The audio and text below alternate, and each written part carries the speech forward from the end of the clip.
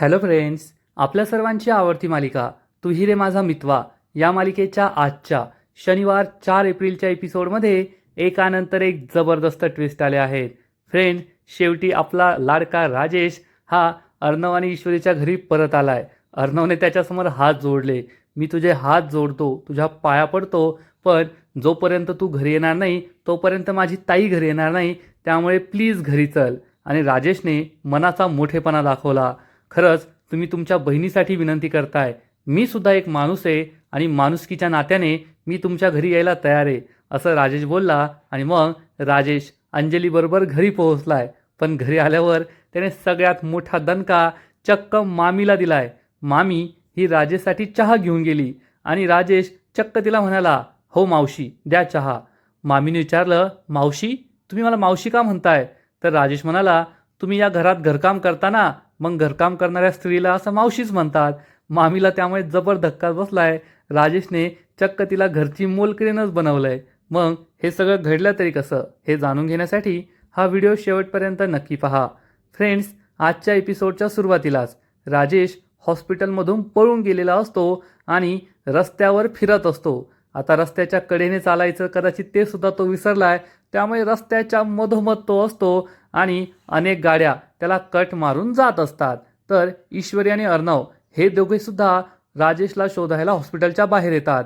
दोघेही राजेशला इकडे तिकडे पाहत असतात, पण राजेश त्यांना काही दिसत नाही. अर्णव म्हणतो, मी सिंदूर, तू राजेशला त्या डिरेक्शनला शोध, मी या डिरेक्शनला शोधतो. अर्णव आणि ईश्वरी वेगवेगळ्या दिशेला राजेशला शोधायला बाहेर पडतात. ईश्वरी सगळीकडे राजेशला शोधते, पण तिला काही राजेश सापडत नाही. इकडे अर्णव हा राजेशला शोधत असतो, त्याला सुद्धा राजेश सापडत नाही. आणि राजेश हा रस्त्याच्या मधोमध उभा असतो. सगळेजण त्याला कट मारून जात असतात. राजेशला खरंच कळत नाही कोठे जायचं, काय करायचं. आता ही सगळी राजेशची नाटकं आहे की राजेशचा प्लॅन आहे की राजेश खरंच सगळं विसरलाय, काहीच कळायला मार्ग नाहीये. अर्णव आपल्या मोबाईलमध्ये राजेशचा फोटो बाहेर काढतो. वेगवेगळ्या माणसांना राजेशचा फोटो दाखवतो आणि विचारतो, तुम्ही या माणसांना पाहिलंय का? परंतु राजेश हा असा कोठे गायब झालाय की कोणीच त्याला पाहिलेलं नसतं. ईश्वरी सुद्धा राजेशला मार्केटमध्ये शोधत असते, पण राजेश तिला काही दिसत नाही. आणि हा राजेश रस्त्याच्या कडेला उभा असतो आणि रस्ता क्रॉस करण्याचा प्रयत्न करत असतो. अर्णव हा राजेशला शोधून शोधून थकतो, परंतु राजेश त्याला काही सापडत नाही. आता त्याला कोठे शोधायचं हाच प्रश्न अर्णवला पडलेला असतो. आणि राजेश हा स्मरणशक्ती विसरलाय हे मान्य आहे, पण बेसिक सिविक सेन्स की आपल्याला रस्ता कसा ओलांडायचा आहे, रस्त्याच्या कडेने चालायचं आहे, डाव्या बाजूने चालायचं आहे, रस्त्याच्या मधोमध नाही उभं राहायचं आहे, हे त्याला काही कळत नाही. तो रस्त्याच्या मधोमध असतो आणि गाड्या त्याला कट मारून जात असतात. मोटरसायकलवाला, रिक्षावाला, बसवाला सगळे त्याला असं कट मारून जातात. आणि राजेश हा सगळीकडे पाहत असतो, हे सगळं काय होतं आहे. जसं काय अश्मयुगातूनच हा आलाय. ईश्वरी ही राजेशला शोधते, परंतु तिला काही राजेश दिसत नाही. अर्णवसुद्धा त्याला शोधत असतो, पण आत्ताच राजेश बाहेर पडलाय. अर्णव आणि ईश्वरी सुद्धा आत्ताच पडलेत, परंतु राजेश असा कोठे गेलाय की तो त्यांना सापडतच नाही. हा राजेश नेमका गेला तरी कोठे, हाच प्रश्न अर्णवला पडतो. ईश्वरी सुद्धा खूप टेन्शनमध्ये येते की हा माणूस नाही सापडला तर अंजलीताई आपली आणखीनच वाट लावतील, म्हणून तीही टेन्शनमध्ये असते. आणि इकडे नम्रता खूप चिडलेली असते, रागात असते. आणि त्याच वेळेस आकाश तिला फोन करतो. नम्रता फोन उचलते आणि म्हणते, सर मला तुमच्याशी काहीच बोलायचं नाहीये, मी तुमच्यावर खूप चिडली आहे. तर आकाश म्हणतो, नम्रता माझं ऐकून घे, येथे हॉस्पिटलमध्ये इमर्जन्सी होती. नम्रता चिडून म्हणते, नाही सर, तेथे काही असो, पण तुम्ही मला प्रॉमिस केलं होतं ना की तुम्ही येथे याल, प्रेझेंटेशन द्याल, पण तुम्ही तुमचं प्रॉमिस नाही पाळलं. तुम्हाला माहिती आहे का येथे काय घडलंय? ती माणसं मला किती वाईट बोलली, माझा अपमान केला आणि मला लायसन न देता येथून निघून गेले. आता 15 दिवस मी माझं काम नाही करू शकणार. हे सगळं तुमच्यामुळे झालंय. तर आकाश म्हणतो, नम्रता माझं ऐकून घे. इकडे राजेश, पण नम्रता त्याचं काहीच ऐकून घेत नाही आणि म्हणते, सर ते काही मला सांगू नका. मी तुम्हाला म्हणाले होते ना की तुम्ही सगळ्या फाईल्स, प्रेझेंटेशन माझ्याकडे द्या, मी सगळं सांभाळून घेईल. पण तुम्हीच मला म्हणाला, नाही नम्रता मी वेळेवर येईल, पण तुम्ही काही आलाच नाही. तेवढ्यात शुभंकर रूमचा दरवाजा उघडतो आणि नम्रताचं बोलणं ऐकून घेऊ लागतो. आकाश तिला समजवण्याचा प्रयत्न करतो, नम्रता प्लीज माझं ऐकून घे. नम्रता म्हणते, नाही सर मला तुमच्याशी काहीच बोलायचं नाहीये. आणि ती रागारागाने फोन कट करते. त्यामुळे आकाशला सुद्धा वाईट वाटतं. नम्रतासुद्धा खूप चिडलेली असते, दुःखी असते. आणि तेवढ्यात शुभंकर हा तिच्याजवळ येतो आणि म्हणतो, काय ग नमे ढमे. नम्रताच्या डोळ्यात पाणी असतं. नम्रता ही डोळ्यातलं पाणी पुसते. शुभंकर तिला म्हणतो, लहानपणी सुद्धा तू असंच करायची. तुझं नाक आणि डोळे एकाच वेळेस गळायचे. नम्रता चिडून म्हणते, शुभू मला मस्ती मजाक आता आवडणार नाहीये. शुभंकर म्हणतो, ओके सॉरी, चेष्टा करत नाहीये. पण काय झालंय?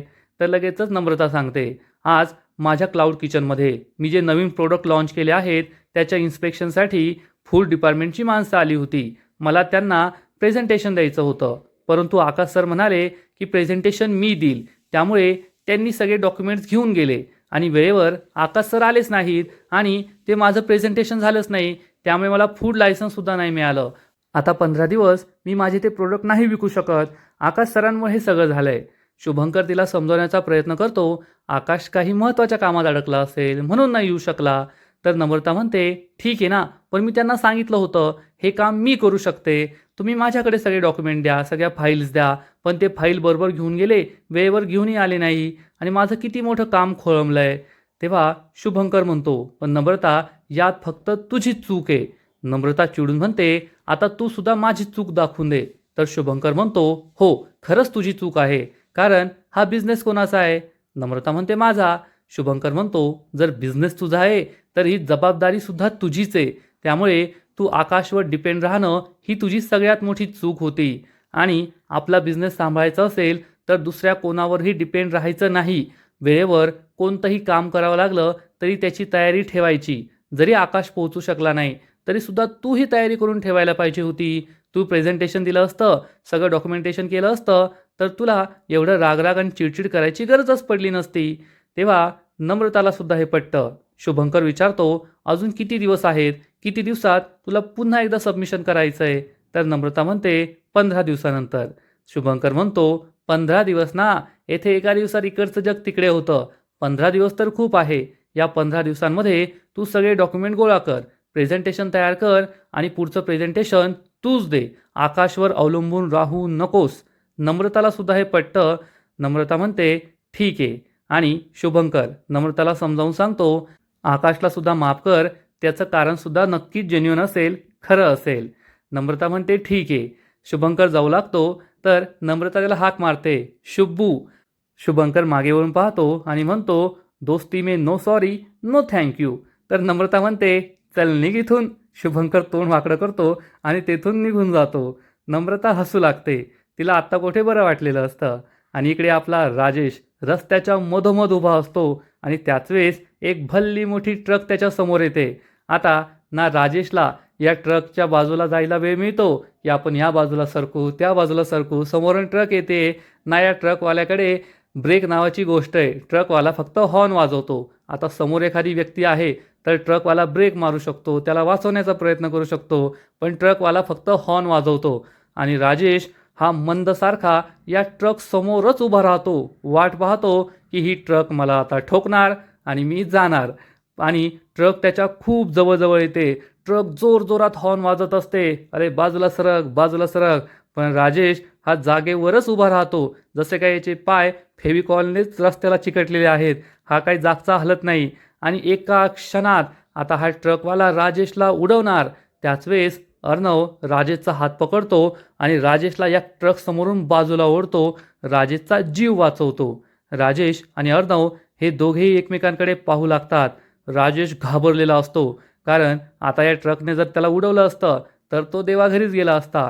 त्यामुळे त्याच्या डोळ्यांमध्ये भीती दिसत असते आणि अर्णवच्या डोळ्यात मात्र राग असतो. अर्णव या राजेशकडे पाहत असतो. आता हा राजेश खरंच नाटक करतोय की त्याची मेमरी खरंच गेली आहे, काहीच कळायला मार्ग नाही आहे. कारण जर अर्णवने त्याचा हात पकडून त्याला बाजूला ओढलं नसतं तर राजेश नक्कीच देवाघरी गेला असता. पण राजेश या ट्रक समोरच उभा होता. मग जर हा राजेशचा प्लॅन असेल तर त्याने खूप मोठी रिस्क घेतली, कारण अर्णवने त्याला वाचवलं नसतं तर काय घडलं असतं. आणि जर हा राजेशचा प्लॅन असेल तर राजेशने सगळं पाहून ठेवलं असेल की अर्णव बाजूला उभा आहे आणि तो मला नक्कीच वाचवेल. यानुसारच तो हा या ट्रकसमोर उभा असेल. पण खरं काय आणि खोटं काय काहीच कळायला मार्ग नाही आहे. दोघेही एकमेकांकडे पाहत असतात. पण राजेशच्या नजरेत जी नेहमीची धमक असते, अर्णवला तो जो नडत असतो ना, ते राजेशचे हावभाव किंवा त्याची नजर नसते, तर हा वेगळाच राजेश आहे हे आपल्याला सुद्धा कळून येतं. तर इकडे अंजली खूप टेन्शनमध्ये असते. चक्क तिच्या बेडवरून उठते. मामी तिला विचारते, "कुठे चाललीस अंजली?" अंजली म्हणते, "येथे माझा राजेश पळून गेलाय. कोठे असेल, काय असेल? अर्णवचा सुद्धा फोन आलेला नाहीये. याचा अर्थ अर्णवला राजेश सापडलेला नाहीये. मलाच त्याला शोधायला जावं लागेल." तर मामी तिला समजावून सांगते, "अगं अंजली, अर्णवचा अजून कॉल आलेला नाहीये. याचा अर्थ अर्णवला सुद्धा राजेश सापडलेला नाहीये. त्याला नाही सापडला तर तुला कसा सापडेल? तुझं सीझर झालंय, टाके आहे, तुझं लहान बाळ आहे इथे आणि तू असं वेड्यासारखं करू नको. तुलाही त्रास होईल आणि त्यामुळे बाळाला आणखीन त्रास होईल. आधीच राजेशमुळे आम्ही सगळे टेन्शनमध्ये आहोत. तू आणखीन आमचं टेन्शन वाढू नकोस." अंजलीला सुद्धा हे पटतं. मामी तिला समजावून सांगते, "अर्णव नक्कीच त्याला शोधून आणेल. तू काळजी करू नको. तू शांत हो." पण अंजलीला खूप टेन्शन येतं. राजेश बाहेर गेलेत. त्यांना काही आठवत नाहीये. ते पुन्हा हरवलेत तर त्यांचा परत ॲक्सिडेंट झाला तर काय करायचं? हीच भीती तिला वाटत असते. मामी तिला शांत करते. तर इकडे ईश्वरी अर्णव आणि राजेशला शोधत शोधत त्यांच्या जवळ पोहोचते आणि अर्णव हा राजेशला पाणी प्यायला देतो. "राजेश, पाणी प्या." ईश्वरी या राजेशकडेच पाहत असते की ही त्याची नाटकं आहे की खरं आहे. त्याच्या चेहऱ्याकडे ती निरखून पाहत असते. अर्णव राजेशला म्हणतो, "राजेश, पाणी प्या." तर राजेश विचारतो, "कोण राजेश?" अर्णव म्हणतो, "तुम्ही राजेश, ॲडव्होकेट राजेश भोसले." तर राजेश म्हणतो, "अहो मला काहीच आठवत नाहीये. मी कोण आहे, काय आहे, माझं नाव काय आहे, तुम्ही सगळे माझ्या मागे मागे का करताय, मला काहीच कळत नाहीये." असं म्हणून राजेश अर्णवसमोर हात जोडतो आणि म्हणतो, "मी तुमच्यासमोर हात जोडतो, पण मला त्रास देऊ नका. पुन्हा पुन्हा मला तेच सांगू नका. माझ्या प्रश्नांचा भडीमार करू नका. Please, please." ईश्वरी खूप चिडते आणि म्हणते, "अहो तुम्ही आहात ॲडव्होकेट राजेश भोसले आणि तुम्ही आमच्या घरचेच आहात." तर राजेश म्हणतो, "अहो तुम्हाला सांगितलं ना, मला काहीच आठवत नाहीये. कशाला मला त्रास देताय?" अर्णव खूप चिडतो आणि त्याच्या मोबाईलमधून राजेशचा फोटो काढतो आणि राजेशला त्याचाच फोटो दाखवतो आणि म्हणतो, "हे आहात तुम्ही. जेव्हा तुम्हाला केस होते ना, तेव्हा तुम्ही असे दिसायचात." राजेश या फोटोकडे पाहतो आणि म्हणतो, "हा मी आहे?" अर्णव चिडून म्हणतो, "अरे हो, तुम्हीच आहात हे ॲडव्होकेट राजेश भोसले." राजेश म्हणतो, "पण मला काहीच कळत नाहीये. मला काहीच आठवत नाहीये." ईश्वरी विचारते, "पण तुम्ही हॉस्पिटलमधून का पळून गेला होता?" तर राजेश म्हणतो, "कारण हॉस्पिटलमध्ये तुम्ही सगळे मला खूप त्रास देत होता. ती कोण बाई आली बाळाला घेऊन, मला म्हणतीये की ती माझी बायको आहे, हे माझं बाळ आहे आणि मग तो माझ्यावर प्रश्नांचा भडीमार. मला खूप त्रास होत होता म्हणून मी तेथून पळून आलो. मला तेथे थांबण्याची इच्छाच नव्हती." अर्णव डोक्याला हात लावतो आणि म्हणतो, "ऐका, तुम्ही आहात ॲडव्होकेट राजेश भोसले आणि तुमचं माझ्या बहिणीशी लग्न झालंय. ते बाळ तुमचंच होतं आणि तुम्ही आमच्याबरोबर आमच्या घरी राहता आणि मी तुम्हाला विनंती करतो, जोपर्यंत तुम्ही माझ्याबरोबर येणार नाही, आमच्या घरी येणार नाही, तोपर्यंत माझी ताईसुद्धा आमच्या घरी येणार नाही. ती हॉस्पिटलमध्येच थांबेल. म्हणून मी तुमच्यासमोर हात जोडतो. तुम्ही आमच्याबरोबर आमच्या घरी चला." राजेशला काय बोलावं ते कळतच नाही. ईश्वरी म्हणते, "अहो राजेश, ऐका ना, हे अर्णव आहेत, अर्णव, अर्णव राजेश शिर्के. खूप मोठ्या कंपनीचे मालक आहेत. ते कोणासमोर असे हात जोडत नाही. फक्त स्वतःच्या बहिणीसाठी ते तुमच्यासमोर हात जोडताय. त्यांच्या विनंतीचा तरी मान ठेवा." आणि राजेश हा लगेचच खूप शहाण्यासारखा वागू लागतो आणि यावरूनच आपल्या सगळ्यांना संशय येतो की हा राजेश नाटक करतोय. राजेश उभा राहतो. अर्णवला म्हणतो, "नाही नाही, तुम्ही हात नका जोडू. तुम्ही अशी विनंती नका करू. मला कळतंय तुम्ही तुमच्या बहिणीसाठी खूप दुःखी आहात. एक चांगला भाऊ आपल्या बहिणीच्या संसाराचा विचार करतोय. तुम्ही जे बोलताय ते कदाचित खरं असेल. मी तुमच्याशी बहिणीशी लग्न केलं असेल, तुमच्या घरात राहत असेल, ते बाळ माझं असेल, पण मला काहीच कळत नाहीये ना. आणि मी सुद्धा एक माणूसच आहे. मला जरी नाती आठवत नसली ना, तरी मला माणुसकी कळते. मला समोरचा माणूस कळतो, त्याच्या भावना कळतात." अर्णव आणि ईश्वरी या राजेशकडे आश्चर्याने पाहतात. ईश्वरीला वाटतं, "अरे काय ॲक्टिंग करतोय, खरं बोलतोय, खोटं बोलतोय, काहीच कळत नाहीये." राजेश म्हणतो, "मी तुमच्या घरी यायला तयार आहे, पण फक्त माणुसकीच्या नात्याने आणि माझी एक अट आहे." अर्णव विचारतो, "कोणती अट?" तर राजेश सांगतो, "मला सगळ्यात आधी तुमच्या बहिणीशी बोलायचं आहे आणि मग मी त्यांना सगळं सांगेल. मला तुमच्या घरी आल्यावर कोणतीही नाती नको आहे. नाती माझ्यावर लादायची नाही. माझ्यावर प्रश्नांचा भडीमार करायचा नाही. मला जुन्या जुन्या गोष्टी आठवून द्यायच्या नाही. नाहीतर मला त्याचा पुन्हा त्रास होईल आणि मग मला तुमच्या घरी राहणं अशक्य होईल. मी तुमच्या घरी राहणार नाही. राजेश अर्णव आणि ईश्वरीसमोर चांगल्याच अटी ठेवतो. अर्णव आणि ईश्वरी याचा विचार करत असतात आणि मग अर्णव म्हणतो, ठीक आहे, ठीक आहे, तुम्ही जसं म्हणाल तसंच होईल. तुम्ही चला आमच्याबरोबर हॉस्पिटलमध्ये, आधी पाणी प्या. अर्णव राजेशला पाणी प्यायला देतो. राजेश पाणी पितो आणि मग अर्णव राजेशला घेऊन हॉस्पिटलच्या दिशेने निघतो. पण ईश्वरीला मात्र संशय आलेला असतो. हा राजेश खरं बोलतोय की खोटं बोलतोय, नाटक करतोय की खरंच त्याची मेमरी गेली आहे. तिला खूप मोठा संशय आलेला असतो. काहीच कळत नाही. आणि तेवढ्यात राजेश अंजलीच्या रूममध्ये येतो. अंजली आणि मामी तेथे असतात. बाळ झोपलेलं असतं. राजेश दरवाजातच असतो. अंजली त्याला काही पाहत नाही आणि मामीला म्हणते, मामी अजून अर्णवचा फोन नाही आलाय. राजेश त्यांना सापडले असतील की नाही? मामी म्हणते, अंजली शांत हो, राजेश नक्कीच सापडतील. आणि तेवढ्यात राजेश पुढे येतो. राजेशला पाहून अंजली खूप खुश होते आणि म्हणते, राजेश तुम्ही आलात का? आणि राजेश पुढे येतो. मामीला म्हणतो, ताई तुम्ही बाहेर जा, मला यांच्याशी थोडं महत्त्वाचं बोलायचं आहे. आणि मामी तेथून बाहेर पडते. राजेश हा लगेच दरवाजा लावून घेतो. तोपर्यंत अंजली ही बेडवरून उठते आणि राजेश जवळ येते आणि राजेशला स्पर्श करण्याचा प्रयत्न करते, हात लावण्याचा प्रयत्न करते. तर राजेश तिच्यापासून अंग चोरून घेतो आणि अंजलीला म्हणतो, प्लीज मला हात लावू नका, मला स्पर्श करू नका.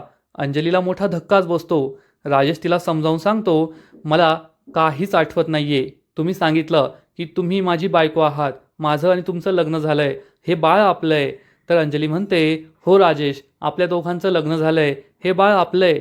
राजेश म्हणतो, तुम्ही खरं बोलत असाल, परंतु मला सध्या काहीच आठवत नाहीये. आपलं लग्न झालंय, आपण एकत्र राहायचो किंवा हे आपलं बाळ आहे. पण तुमचा भाऊ मला भेटला होता.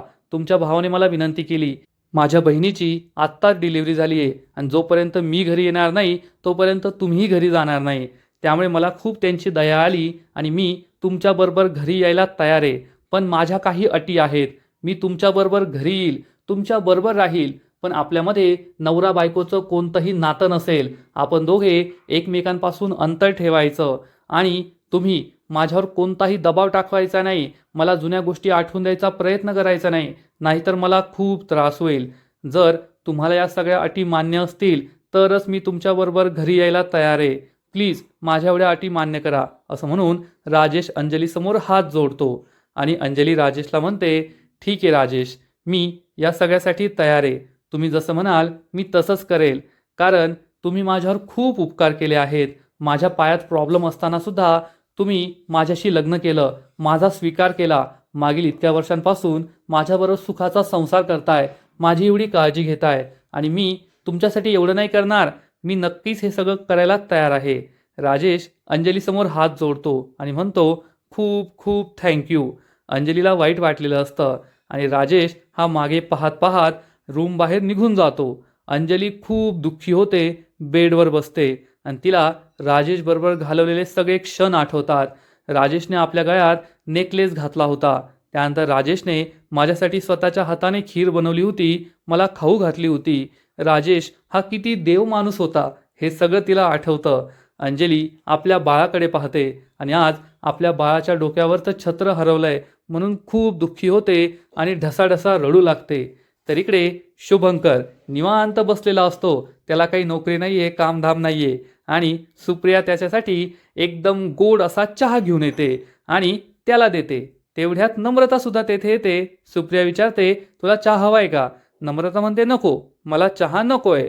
तर लगेचच शुभंकर म्हणतो, नम्रता तू ना त्या आकाशवर चिडली ना, ते अगदी योग्य केलंय. आकाशला माफ करूच नको. तर नम्रता म्हणते, हो तू अगदी योग्य बोलतोय. शुभंकर म्हणतो, मी तर म्हणतो आपण तुझं लग्न आहे ना मोडूनच टाकूया. तुझं आणि आकाशचं लग्न मोडायलाच हवं. हे ऐकून नम्रता जागेवरच थांबते. तर सुप्रिया म्हणते, ए शुभंकर काय बोलतोयस तू? असं अभद्र बोलू नको. आधीच तिचं एकदा लग्न मोडलंय, परत लग्न मोडतो का तिचं? तर शुभंकर म्हणतो, काकू मी सिरियसली नाही बोलत आहे. तिचं आणि आकाशचं भांडण मिटावं म्हणून तिला चिडवण्यासाठी हे बोलतोय. तू सिरियसली घेऊ नको. आणि शुभंकर नम्रताजवळ जातो आणि म्हणतो, तू आता त्या आकाशची माफी मागायची नाहीये, त्याला तुझी माफी मागू दे. तर नम्रता म्हणते, शुभू तू एकदम बरोबर बोलतोय. आता मी कमीपणा घेणार नाहीये, आकाश सरांची माफी मागणार नाहीये, त्यांना माझी माफी मागू दे. कारण जेव्हापासून माझं लग्न ठरलंय ना, ही आई मला पुन्हा पुन्हा सांगत असते की असं वाग तसं वाग, स्वयंपाक नीट कर, आकाश सरांशी नीट बोल. पण आता मी काय गप्प बसणार नाहीये, आता मीच त्यांना माफी मागायला लावेल. आणि हे ऐकून शुभंकर हा सुप्रियाला विचारतो, काकू, या नम्रताच्या मेंदूची वाढ होणं कोणत्या वयात थांबलं होतं? नम्रता खूप चिडते आणि शुभंकरला मारत मारत तेथून निघून जाते. या दोघांचं काही खरं नाही, दोघे अजूनही लहान आहेत असा विचार सुप्रिया करते. आणि मग इकडे आपल्या राजेशची एंट्री घरी होते. अर्णव, ईश्वरी, मामा, मामी, आजी, अंजली आणि राजेशला घेऊन घरी पोहोचतात. राजेश या घराकडे आश्चर्याने पाहत असतो, तर अंजली त्याला म्हणते, अहो काय पाहताय, हेच आपलं घर आहे, मागील अनेक वर्षांपासून आपण येथेच राहत होतो. तर राजेश, जसं काय मला आठवतच नाही, हे ॲक्टिंग करतच असतो. हो का, आपण या घरात राहायचो का? अंजली खूप दुःखी होते आणि यांना काहीच आठवत नाहीये याचं तिला वाईट वाटतं. घरातील सगळेजण राजेशकडेच पाहत असतात. सगळ्यांच्या मनात एकच शंका असते की हा खरं बोलतोय की खोटं बोलतोय, काहीच कळत नाहीये. अंजली राजेशला म्हणते, चला मी तुम्हाला घरात नेते, पुन्हा एकदा आपलं घर दाखवते. अंजली राजेशला घेऊन आतमध्ये जाते. अर्णव आणि ईश्वरी तेथेच थांबतात. ईश्वरी म्हणते, सर, माझा या नालायक माणसावर विश्वास नाहीये. असं वाटतं याच्या सनसनीत मुस्काटात मारावी आणि त्याच्याकडून सत्य वधवून घ्यावं. अर्णव म्हणतो, माझा सुद्धा त्याच्यावर विश्वास नाहीये, पण ताईसाठी आपल्याला हे सगळं करावंच लागणार आहे. ईश्वरीच्या मनात हीच शंका असते की या राजेशचा खरंच अपघात तरी झाला होता का? याची खरंच मेमरी गेली आहे की हा सगळं नाटक करतोय? अर्णवला सुद्धा हीच शंका असते, परंतु आता हे सत्य जाणून तरी कसं घ्यायचं? हा राजेश नाटक करतोय की खरंच त्याची स्मरणशक्ती गेली आहे? हे जाणून घेण्याचा कोणताच पर्याय, कोणतीच आयडिया अर्णव आणि ईश्वरीकडे नसते आणि हे दोघे याचाच विचार करत असतात. आजचा एपिसोड येथेच संपतो. फ्रेंड्स, तू ही रे माझा मितवा या मालिकेचा आजचा एपिसोड खूप भारी होता. मागील काही दिवसांपासून हॉस्पिटलमधले सीन पाहून पाहून कंटाळा आला होता. आता घरी आल्यावर नक्कीच मालिकेत काहीतरी इंटरेस्टिंग घडेल, काहीतरी नवीन घडेल असं वाटतंय. आजचा एपिसोड तर भारी होता, परंतु या मालिकेचा पुढील एपिसोड आणखीन भारी असणार आहे. आणखीन मोठा ट्विस्ट त्या मालिकेत येणार आहे. मग नेमकं घडणार तरी काय? तर फ्रेंड्स, तू ही रे माझा मितवा या मालिकेच्या पुढील एपिसोडमध्ये आपण पाहू की राजेश आणि अंजली हे दोघेही घराच्या दरवाजाजवळ येतील, उंबरठ्यावर येतील आणि तेव्हा मामा एखाद्या बर्थडे पार्टीमध्ये जसं काही स्वागत करतात तसं ब्लास्ट करेल, स्वागत करेल. त्यामुळे राजेश घाबरणार. आजी म्हणेल, अविनाश, ते सगळं राहू दे, आधी त्यांचं औक्षण करून घेऊ दे. आजी ईश्वरीकडे औक्षणाचं ताट देईल, तिला औक्षण करायला सांगेल. ईश्वरी आनंदाने अंजली, बाळाचं आणि राजेशचं औक्षण करणार, पण अंजलीचं तोंड हे वाकडंच झालेलं असेल, तिला काही हे आवडणार नाही. आणि मग थोड्या वेळानंतर राजेश हा हॉलमध्ये बसलेला असेल आणि वल्लरी चक्क त्याच्यासाठी चहा घेऊन येणार आणि त्याला चहा देणार. तर राजेश तिला थँक्यू मावशी असं म्हणेल. वल्लरी विचारेल, मावशी? मावशी नाही, मी तुमची मामी आहे. तर राजेश म्हणेल, नाही नाही मावशी, तुम्ही येथे घरकाम करायला येता ना, मग घरकाम करणाऱ्या बायकांना तर मावशीच म्हणतात. राजेशने चक्क आपल्याला या घरची मोलकरीणच बनवलंय, त्यामुळे मामीला खूप राग येईल. ती राजेशकडे रागारागाने पाहणार, पण राजेशला काही बोलू नाही शकणार. आणि ईश्वरीचं मात्र राजेशकडे बारीक लक्ष असणार की राजेश काय बोलतोय, कसा वागतोय, काय करतोय. मग राजेश हा खरंच नाटक करतोय की खरंच त्याची मेमरी गेली आहे, हे ईश्वरीने शोधून काढायचं ठरवलंय. पण राजेशसुद्धा काही साधासुद्धा खेळाडू नाही आहे. जरी तो हे सगळं नाटक करत असेल तरीसुद्धा पूर्ण मनाने तो हे नाटक करणार आणि ईश्वरी अर्णवला मागमूससुद्धा लागू देणार नाही की तो हे नाटक करतोय, एवढं मात्र नक्की. पण दिवसेंदिवस ही मालिका खूप भारी होत चालली आहे, यात शंका नाही. तर फ्रेंड्स, तुम्हालासुद्धा तू ही रे माझा मितवा ही मालिका आवडते का? नक्कीच कमेंट करून सांगा. आणि या मालिकेचे असेच नवीन नवीन एपिसोड, नवीन नवीन अपडेट सर्वात आधी पाहण्यासाठी व्हिडिओला लाईक करा, शेअर करा, चॅनलला सबस्क्राईब करून बेल आयकॉनवर क्लिक करा. म्हणजे या मालिकेचे नवीन नवीन एपिसोड तुम्हाला सर्वात आधी पाहायला मिळतील. खूप खूप खूप धन्यवाद.